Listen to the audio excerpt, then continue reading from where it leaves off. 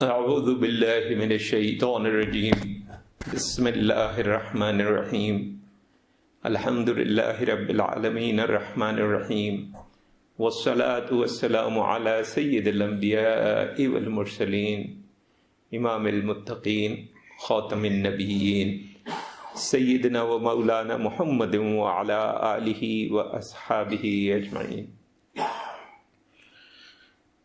بہت زیادہ طویل عرصہ ہو گیا کہ ہم نے محافل یہاں پر نہیں کی، آپ بھی وجوہات جانتے ہیں۔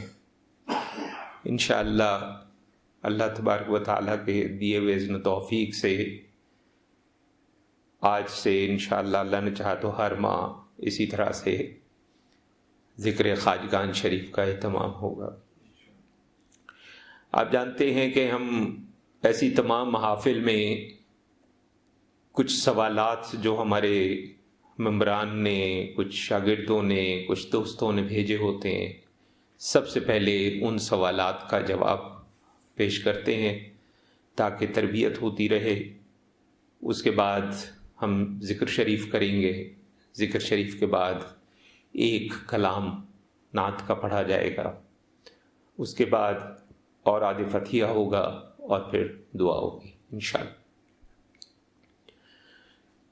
سوال جو پوچھا گیا بنیادی طور پہ 3 عبارتوں سے متعلق ہے۔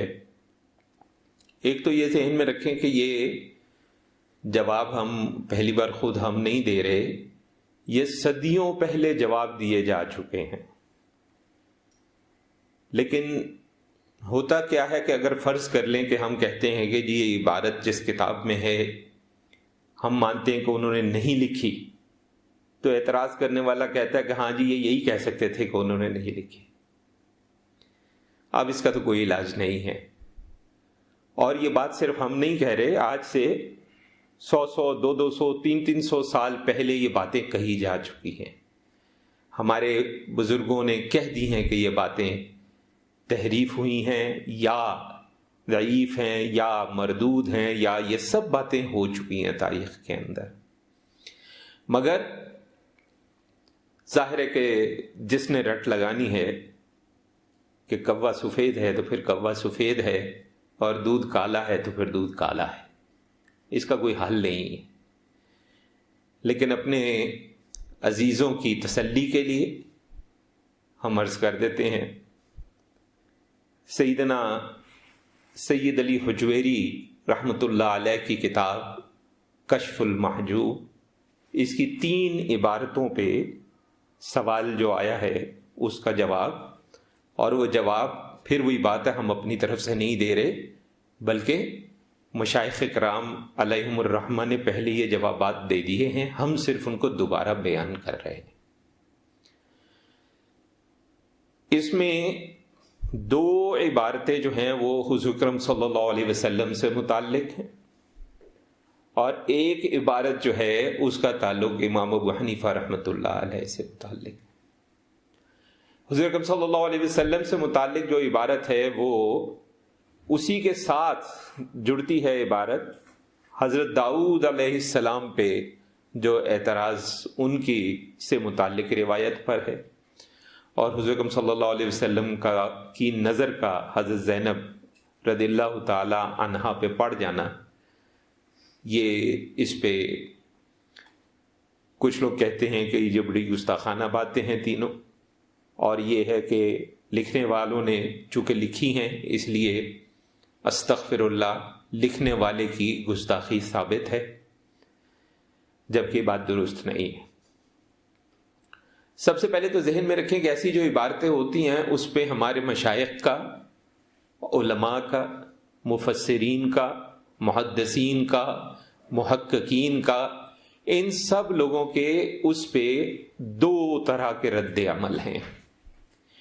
ایک رد عمل یہ ہے کہ ہم سیدھا سیدھا کہہ دیں کہ یہ عبارت جھوٹی ہے، اور یہ عبارت تحریف ہے، اور یہ عبارت بنیادی طور پہ اس کتاب میں بعد میں آئی ہے، یا ہم کہہ دیں کہ یہ مردود ہے ہم اس بات کو درست تسلیم نہیں کرتے، ہاں لیکن اس کتاب میں لکھی گئی ہے۔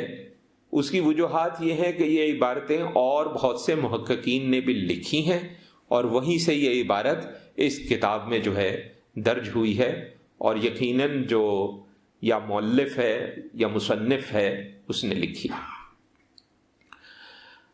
تو تحریف والا نقطہ بھی ہے، اور دوسرا یہ نقطہ ہے، اور کچھ اصحاب یہ کرتے ہیں کہ اس کو رد کرنے کی بجائے اس کی تعویل کرتے ہیں۔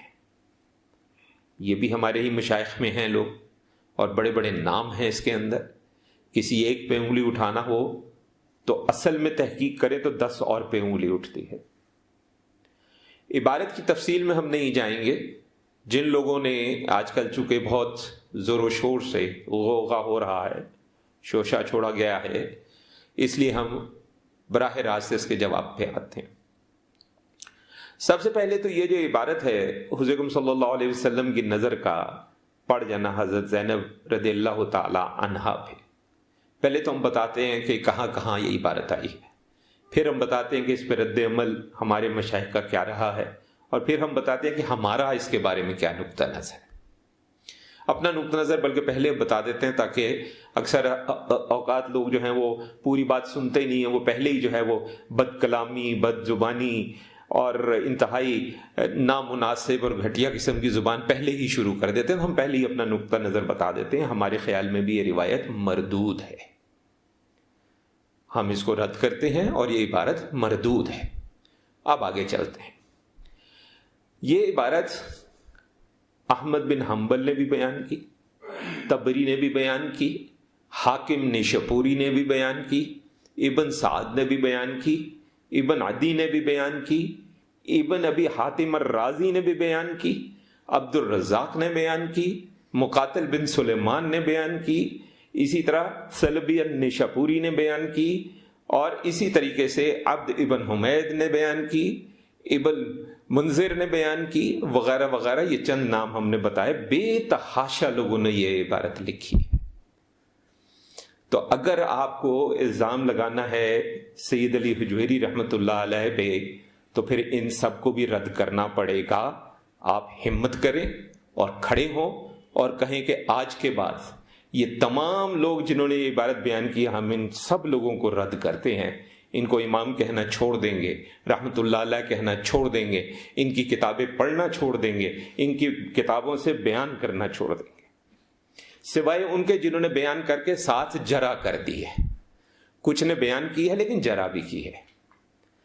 اب اس کے اندر 2 گروہ پھر پائے جاتے ہیں۔ ایک وہ ہیں جنہوں نے اس کو تسلیم کیا ہے، ایک وہ ہیں جنہوں نے اس کو رد کیا ہے، اور ہم رد کرنے والوں کے ساتھ کھڑے ہیں، لیکن تسلیم کرنے والوں کو ہم خدا نخواستہ گستاخی کا فتویٰ نہیں لگاتے۔ بڑے نام ہیں، بہت بڑی شخصیات ہیں، ہمارا مقام نہیں ہے۔ ہم یہ کہہ سکتے ہیں کہ وہ نہ کہتے تو بہتر تھا، ان سے کوتاہی ہو گئی بہتر تھا، اتنا کہنے پہ ہمیں کوئی اعتراض نہیں، لیکن اس سے آگے جو بڑھتا ہے وہ یہ گستاخ نہیں ہے، وہ شخص خود گستاخ ہے۔ مثلا مثال کے طور پہ بیضاوی نے اس کو تسلیم کیا، پھر اسی طریقے سے سیوطی نے اس کو تسلیم کیا، اور بھی کئی لوگ ہیں جنہوں نے تسلیم کیا، ہم نے 2 نام صرف لیے، لیکن بہت سے لوگوں نے اس کو رد کیا۔ مثلا قرطبی نے رد کیا، ابن قیم نے رد کیا، ابن جوزی نے رد کیا، ابن کثیر نے رد کیا، ابن عربی المالکی نے رد کیا۔ یہ وہ ابن عربی وہ نہیں ہیں جو تصوف والے ہیں، اس کے علاوہ اور بہت سے ایسے مشائخ ہیں جنہوں نے رد کیا، اور اس حد تک رد کیا کہ انہوں نے اپنی تحریر کے اندر اس کو بیان کرنے سے بھی انکار کر دیا۔ لیکن دوسری طرف ہم کہہ رہے ہیں سیوطی جیسے لوگ ہیں جنہوں نے اس کو لکھا، بیضاوی جیسے لوگ ہیں جنہوں نے تسلیم کیا، نہ صرف لکھا بلکہ تسلیم کیا۔ اچھا، اب ہم رد کیوں کر رہے ہیں؟ علوم الحدیث جن لوگوں نے ہمارے ساتھ پڑھا ہے، ہم یہ بات پہلے کر چکے ہیں بہت دفعہ، ان میں سے کسی ایک کی بھی سند مکمل متصل حضور اکرم صلی اللہ علیہ وسلم تک نہیں جاتی، کسی روایت کی جس نے بھی بیان کیا ہے۔ بہت زیادہ ہو تو صرف ایک ہمارے پاس روایت ایسے ہے جس میں صحابی تک کم از کم پہنچے ہیں، انس بن مالک رضی اللہ تعالی عنہ تک. لیکن باقی کسی سند میں ہم صحابی تک بھی نہیں پہنچے، اور بے تحاشا جگہوں پہ یہ مکمل طور پر بے سند روایت ہے. تو جو بے سند روایت ہے، اگر اس میں کسی قسم کا بھی منفی پہلو نکلتا ہو تو ہم اس کو رد کر دیتے ہیں. اسی طرح اگر ضعیف کوئی روایت ہے، اس کا کوئی منفی پہلو ہو تو ہم اس کو رد کر دیتے ہیں. اور کیوں انہوں نے بیان کی، اس میں ہم پہلے بہت دفعہ بات کر چکے ہیں. بیان کرنے کی بہت سی وجوہات ہوتی ہیں، آج کا موضوع نہیں ہے کہ اس پہ بحث کی جائے، لیکن بہت سو نے بیان کی، بہت سو نے تسلیم کیا، بہت سو نے رد کیا، ہم بھی رد کرتے ہیں. اچھا، لیکن چونکہ کچھ ہم نے کہا ایسے بھی حضرات ہیں جو تسلیم تو کرتے ہیں لیکن پھر ساتھ میں اس کی تعویل کرتے ہیں. تو سید علی حجویری رحمۃ اللہ علیہ نے تعویل کی. گو کہ ہمارے بڑے ہیں، مشائخ ہیں، چونکہ ہم اس روایت کو رد کرتے ہیں تو اس ایک تحریر سے ہم اختلاف رائے بطور سلسلہ رکھتے ہیں، لیکن اس سے ان کے مقام، ان کے روحانی تصرفات اور ان کا جو بھی مقام و مرتبہ ہے اس پہ ہم کسی قسم کی انگلی نہیں اٹھاتے. ویسے بھی ہر شخص ہر چیز میں کامل نہیں ہو سکتا. بہت سے مفسرین ایسے ہیں جو علوم الحدیث میں کمزور ہیں، بہت سے ایسے ہیں جو تفسیر میں کمزور ہیں لیکن کسی دوسری چیز میں بہت زبردست ہیں. بہت سے ایسے ہیں جو تاریخ میں اور سیرت میں بہت مضبوط ہیں مگر حدیث میں کمزور ہیں. اب اگر انہوں نے کوئی بات ایسی بیان کر دی ہے تو یا تو پھر جرأت کرے نا ہر ایک کو رد کرے، کہیں کہ جی ان سب کو ختم. کیونکہ ایک بڑا اچھا نکتہ ایک نکالا جاتا ہے ایسے میں کہ یہ کہتی دیکھیں جی 2 تحریریں جو ہیں گستاخانہ ہیں تو ساری کتاب رد کر دو، اس شخص کو رد کر دو، پتہ نہیں باقی بھی چیز ان کی لکھی ہوئی ہے کہ نہیں لکھی ہوئی ہے. تو پھر آئیے پھر ان سب لوگوں کو بھی رد کریں اور کہیں کہ جناب جس نے لکھی ہے اس کی ہر کتاب کو رد کیا جائے گا، اس کی ہر تحریر کو رد کیا جائے گا.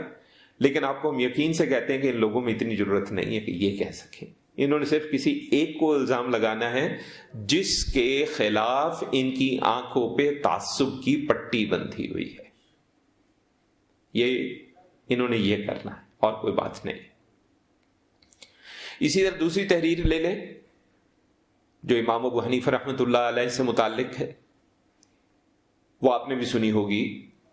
ہمارے بھی دوست احباب بہرحال زیادتی کرتے ہیں، ایسی تحریروں کو بہت زیادہ زور و شور نہیں کرنا چاہیے. اس پر آپ نے بھی سنی ہوگی کہ آپ نے لکھا ہے کہ خواب دیکھا جس میں قبر مبارک صلی اللہ علیہ وسلم اس کے اندر سے وہ ہڈیوں کو چن رہے ہیں اور اس طرح سے ہے، اور کہا جاتا ہے کہ انتہائی گستاخانہ عبارت ہے اور ہم اتنے فخر سے یہ عبارت بیان کرتے ہیں ان کا مرتبہ بیان کرنے کے لیے. 2 باتیں ذہن میں رکھیں. ایک تو یہ کہ خواب کسی کا بھی حجت نہیں ہوتا اور یہ سب مکاتب فکر مانتے ہیں، اس میں کوئی یہ نہیں ہے کہ فلاں یہ کہتا ہے اور فلاں یہ کہتا ہے. دوسرا، خواب کی پھر تعویل کی جاتی ہے تعبیر کے اندر، اس کی مثال ہمیں صحابہ سے بھی مل جاتی ہے. اب اگر آپ نے اس کو گستاخی کہنا ہے تو اس طرح کی جو روایات آپ کو ملتی ہیں جو صحابہ سے آ رہی ہیں پھر ان کے بارے میں ہمت کر سکتے ہیں، ضرورت کر سکتے ہیں. اب بخاری نے جو روایت بیان کی ہے کہ جس میں ایک صحابیہ رضی اللہ تعالی عنہا، میں یاد پڑتا کہ صحابیہ ہی ہیں، انہوں نے حضور اکرم صلی اللہ علیہ وسلم سے بڑی پریشانی کے عالم میں کہا کہ میں نے خواب میں دیکھا ہے کہ آپ کے جسم کا ایک ٹکڑا ٹوٹ کے میرے آنگن میں گرا ہے. آپ کو امام ابو حنیفہ کے خواب پہ تو اعتراض ہے، آئیں پھر بخاری پہ بھی کرتے ہیں اعتراض، ضرورت کریں اس بات کی. لیکن اس کی تو ضرورت نہیں ہوگی کیونکہ ایک تو بخاری ہے، اوپر سے صحابیاں ہیں اور حضور صلی اللہ علیہ وسلم نے اس کی تعبیر کی اور بڑے اچھے معنوں میں تعبیر کی. تو اصل میں تو ہم ایسی روایات اور ایسی حدیث جو مستند ہیں ان سے سیکھتے ہیں کہ ایسے معاملات کو کیسے سنبھالنا ہے. سو وہاں سے ہمیں پتہ چلا کہ ایسے معاملات کی اچھی تعبیر کرنی چاہیے بجائے اس کے کہ اس کو صریحاً. اور خواب ویسے بھی خواب ہوتا ہے، ہمارے یہاں کئی ایسے خواب آپ کو مل جائیں گے عجیب و غریب قسم کے خواب، انسان کہتا ہے یہ کیا بات ہوئی، لیکن تعبیر کرنے والوں نے بڑی بڑی اچھی تعبیریں کی ہیں. تو اب اگر امام ابو حنیفہ کے اس خواب پہ اعتراض ہے تو ٹھیک ہے کریں اعتراض، ہمیں کوئی مسئلہ نہیں ہے، لیکن اگر اس کی بنیاد پہ آپ نے گستاخی کرنی ہے تو پھر اس حدیث کا جواب دے دیجئے جس میں صحابیہ نے یہ خواب دیکھا، لیکن اس کی تو جرت نہیں ہو سکتی، کوئی شخص اس کی جرت نہیں کر سکتا، اور یہ جو اعتراض کرنے والے لوگ ہیں یہ بھی اس کی جرت نہیں کر سکتے۔ تو اللہ تعالی ہمیں ان جیسے لوگوں سے محفوظ رکھے اور ان کو ہدایت دے۔ اور اگر آپ نے صرف قرآن حدیث کی بات کرنی ہے تو پھر آپ کسی کو بھی بیان کرنا چھوڑ دیں، پھر آپ کیوں کہتے ہیں فلاں نے یہ تفسیر کی ہے، فلاں نے یہ لکھا ہے، فلاں نے وہ لکھا، پھر آپ کہیں صرف قرآن ہے یہ حدیث ہے، بات ختم کریں۔ پھر آپ ہم پہ اعتراض کرتے اچھے بھی لگیں گے کہ جی آپ تو فلاں کی بات کرتے ہیں، فلاں کی بات کرتے ہیں، ہم تو کریں گے، ہم تو کریں گے، ہمارے ایمان میں چیز شامل ہے۔ اور سورہ الفاتحہ میں اللہ تبارک و تعالیٰ سے ہم ہر نماز کی ہر رکعت میں کیا کہتے ہیں؟ ان کے راستے پہ چلا جن پہ تو نے اپنا انعام رکھا، انعمت علیہم۔ اب ہمیں یہ بتائیے کہ ہم اگر سمجھتے ہیں، ہاں ٹھیک ہے آپ یہ کہہ سکتے ہیں کہ بھی آپ ان صاحب کو مستند سمجھتے ہیں، ہم نہیں سمجھتے، ٹھیک ہے اس میں کوئی مسئلہ نہیں ہے، ایسے بہت سے اور بھی معاملات ہیں۔ امام ابو حنیفہ رحمۃ اللہ علیہ کو بہت سو نے مستند سمجھا، بہت سو نے نہیں بھی سمجھا، بس ٹھیک ہے، اس میں تو کوئی بات نہیں ہے، لیکن اس کا یہ مطلب نہیں ہے کہ آپ کی زبانیں دراز ہو جائیں۔